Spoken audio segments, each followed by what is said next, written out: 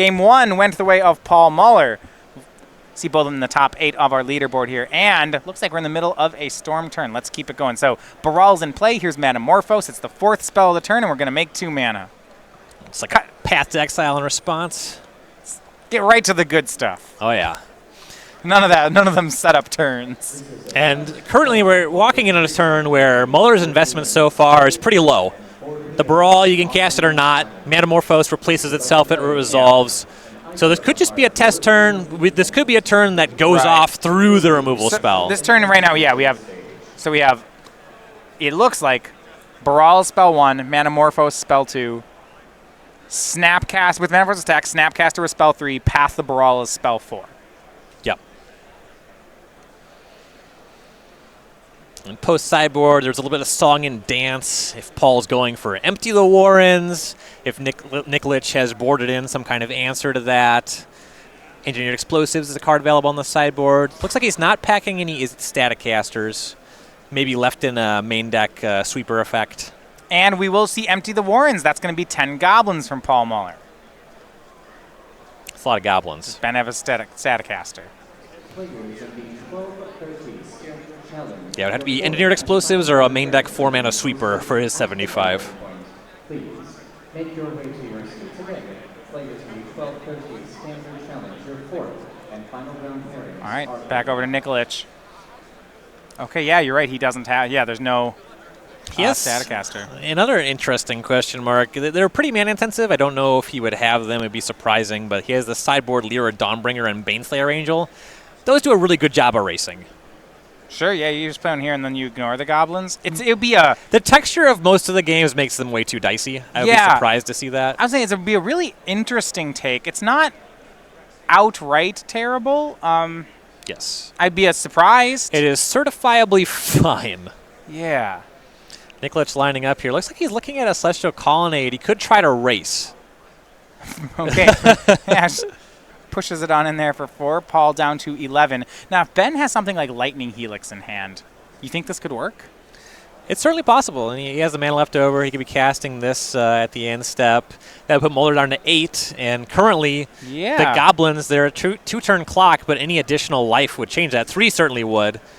Right now, one can trade with the Snapcaster Mage. They'll put Nikolich to 9, but then there's only 9 Goblins left over. Plus 3 life, that means they can't close. Now, Muller could Grape Shot for 3 pretty easily.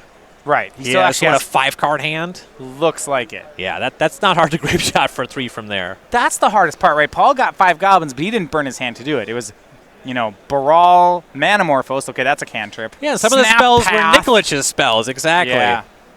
So he'll swing for 9, and probably see playing this a little slower. He's leaving back a goblin to block Snapcaster. He's aware that Ben might be trying to race him. Yeah, and he's very much accounting for that math on Lightning Helix and things like that.